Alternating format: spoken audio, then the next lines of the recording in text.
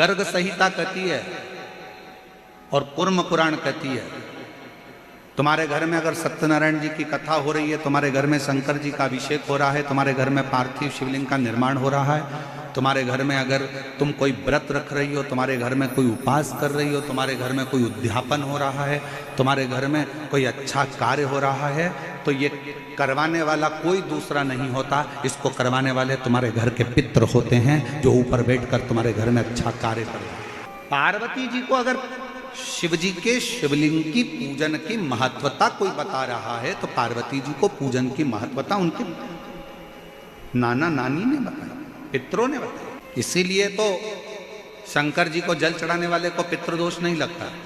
क्यों नहीं लगता? क्योंकि शिव जी पर आप जल चढ़ाते हो ना, तो शंकर भगवान का चढ़ा हुआ जल हस्त कमल की ओर जाता है पार्वती जी के, और पार्वती जी के हस्त कमल पर जैसे जल जाता है तो नाना नानी बड़े प्रसन्न हो जाते हैं अपनी नातिन को देखकर कि मेरी नातिन पर लोग पूजन कर रहे हैं, जल चढ़ा रहे हैं, तो पितृ आशीर्वाद देते हैं। शंकर पर जल चढ़ाने पर 3 दोष समाप्त हो जाते हैं। पहले नंबर का वास्तु दोष, दूसरे नंबर का पितृ दोष और तीसरे नंबर का काल सर्प दोष। ये 3 दोष शिव पर जल चढ़ाने से समाप्त हो गए। पितृ प्रसन्न होते हैं, पूर्वज आनंदित होते हैं।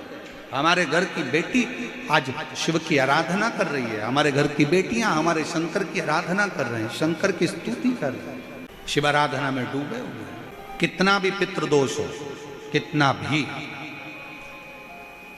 बेटों की शादी नहीं हो रही, बेटियों का संबंध नहीं आ रहा, घर में क्लेश बना हुआ है, अशांति बनी हुई है, मानसिक टेंशन बना हुआ है, 1 रुपये कमाओ 1.25 रुपये खर्च हो रहा है, कोई समझ में नहीं आ रहा, कोई रास्ता नहीं सूझ रहा, एक चावल का आखा दाना लेकर परिंदे के पास, परिंदा जानते हो सब लोग, हंडा मटका, पानी भरने का मटका, हंडा घड़ा गगरा, जो घर के रसोई घर में जो पानी का स्थान होता है, एक चावल का दाना रसोई घर में रखकर उस चावल के दाने को साथ में लेकर और 1 लोटा जल हंडे का, मटके का, परिंदे का, घड़े का भरकर जाइए और वो परिंदे का पास का चावल का दाना और 1 लोटा जल, पहले चावल का दाना शिव जी के शिवलिंग पर समर्पित करो, फिर 1 लोटा जल, जहां जलाधारी होती है, जलाधारी इधर की है तो आप इधर खड़े हो, जलाधारी उत्तर की है तो आप यहां दक्षिण की ओर खड़े होकर शिव जी पर जल चढ़ाना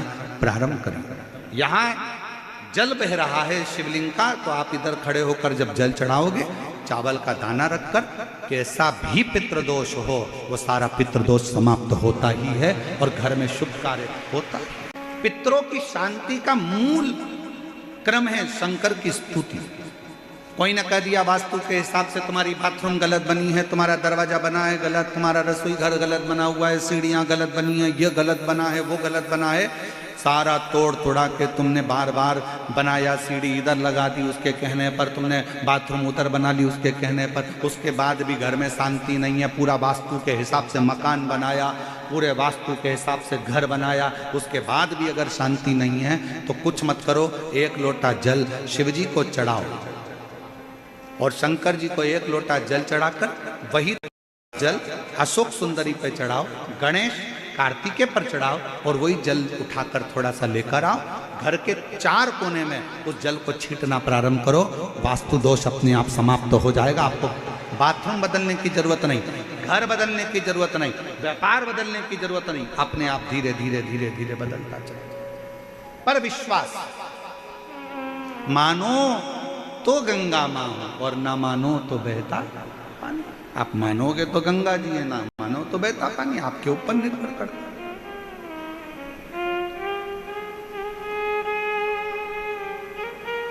और विश्वास होगा तो शिव मिलेगा। ध्यान से सुनना रे भाई। कई लोग कहते हैं कि श्राद्ध पक्ष आ गया, पहले तो एक बात अच्छे से, पितृ मुक्त नहीं होते, उनकी शांति होती। क्या होती है? जम के बोलो जरा।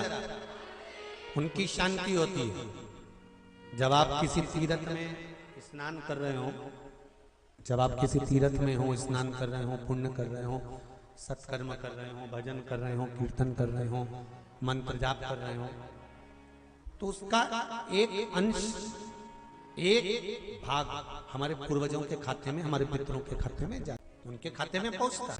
आपने किसी ब्राह्मण को भोजन कराया, भले आपने पितरों के निमित्त नहीं जिमाया, कोई ब्राह्मण को एक गिलास पानी पिलाया, भले आपने पितरों के निमित्त नहीं पिलाया, आपका एक अंश उसके खाते में चला जाएगा।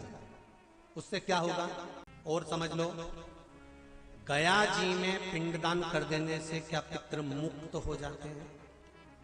बद्रीनाथ जाकर कपाल क्रिया करने से क्या पितृ मुक्त हो जाते हैं?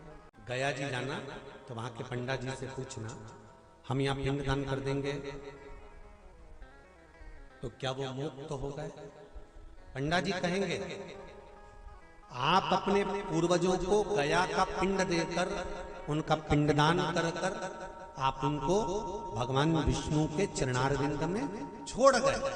पर आप घर जाना तो घर पर जब जब श्राद्ध पक्ष आए तब ब्राह्मण को भोजन जरूर करना। भले तुम भूख मत देना, कौए का मत निकालना, पर एक काम जरूर करना कि ब्राह्मण भोज कराना। उससे क्या होगा, 16 श्राद्ध में जब हमारे पितरों को, हमारे पूर्वजों को पितृलोक से छोड़ा जाता है तो वो सबसे पहले जिस घर में रहे होते हैं, जहां उनका पिंड घर में, सबसे पहले वहां आएंगे। और अगर तुमने उनकी तिथि पर, उनके वार पर अगर आपने भोजन करा दिया तो उनकी मुक्तता नहीं, उनकी शांति। पितरों की मुक्ति कैसे, उनकी मुक्तता कैसे, प्रेत योनि की मुक्तता कैसे? तो कहा जैसे भगवान का नाम लेने वाला व्यक्ति दूसरा जन्म नहीं पाता, उसी तरह भगवान का जो भजन करते हैं, कीर्तन करते हैं, मंत्र जाप करते हैं, या शिव महापुराण की कथा, राम कथा, भागवत कथा, विष्णु पुराण आदि आदि जितनी भी पुराण हम श्रवण करते हैं, हमारे श्रवण करने का एक भाग हमारे पितरों के खाते में जाता है, तो उस कथा के फल से उनकी मुक्ति हो जाती है।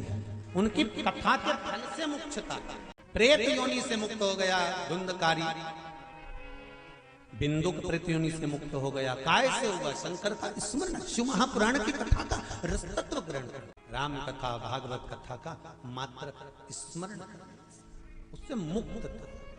श्राद्ध पक्ष में चाहे चातुर्मास के अंतर्गत श्रावण का जो महीना चल रहा है, इस श्रावण के महीने में आप जो भगवान शंकर को 2 लोटे से जल चढ़ा रहे हो, 2 लोटे नहीं हो, घर में 2 कलश नहीं हो, तो कलश के ऊपर एक कटोरी भी रख कर लेकर 2 कटोरी से आपने अगर जल समर्पित करा है, इसका एक अंश हम पहले भी कथा में कह कर आए हैं कि आप शंकर भगवान को जब जल चढ़ाते हो, शंकर भगवान को जब जल समर्पित करते हो, उसका एक अंश घर में रहने वाले प्रत्येक मनुष्य के, प्रत्येक जीव के खाते में चला जाता है।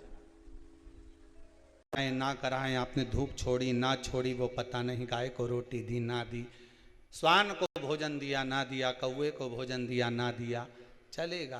पर जिस दिन अमावस्या के दिन पितृपक्ष समाप्त हो, उस दिन प्रदोष काल में, प्रदोष के समय पर, प्रदोष काल में शाम के समय पर जाकर किसी भी नदी, तालाब, बावड़ी, कुआं, कहीं ना कहीं जो आपके पास में हो, वहां पर एक घी का दिया, बत्ती का मुंह दक्षिण की ओर कर कर अवश्य जला कर जाना। सारे पितृदोष समाप्त हो जाएगा, सारा पितृदोष समाप्त। अमावस्या के दिन किसी भी जलाशय के पास में, नदी, तालाब, बावड़ी, कुआं, जो आपके शहर में, आपके गांव में, आपके नगर में हो, वहां जाकर लगा दे। अगर नदी, तालाब, बावड़ी, कुआं नहीं है तो पीपल का वृक्ष हो या बेलपत्री का वृक्ष हो या बट का वृक्ष हो, उसके नीचे लगा दो प्रदोष काल में। पर अमावस्या के दिन लगाएं जरूर। क्यों? क्योंकि अमावस्या 16 दिन तक पितृ मृत्यु लोक में आने के बाद में भोजन ग्रहण करते हैं। अमावस्या के दिन पितृ शाम के समय प्रदोष काल में शंकर भगवान का नाम जाप कर कर नदी, तालाब, बावड़ी पर पानी पीने जाते हैं। वहां से जल का आचमन कर कर पितृ अपने लोक को चले जाते हैं प्रदोष काल के समय पर। इसलिए प्रदोष काल में जलाशय के पास में, बावड़ी, कुआं, नदी, तालाब के किनारे पर दिया लगाया जाता है, दक्षिण की ओर मुख कर कर बत्ती का तो पितृ आशीर्वाद देते हुए जाते हैं कि फलो फूलो आगे बढ़ो, उन्नति करो, तरक्की करो। ये पितरों का आशीर्वाद रहता है, पितरों का वर रहता है। आप देंगे उसको मिलेगा, कुछ करा ना करा। फिर अमावस्या के दिन, जिस दिन पितृपक्ष समाप्त हो, उस दिन दिया दक्षिण की ओर बाती का मुख कर कर लगा। जिनके यहाँ पितृदोष होता है, काल सर्प दोष होता है, वास्तु दोष होता है, उनको ज्यादा कुछ नहीं करना होना। महाराज, एक बेल का फल लीजिए। क्या लेना है? बेल का फल, बेलपत्री का जो फल होता है उसको ले लो।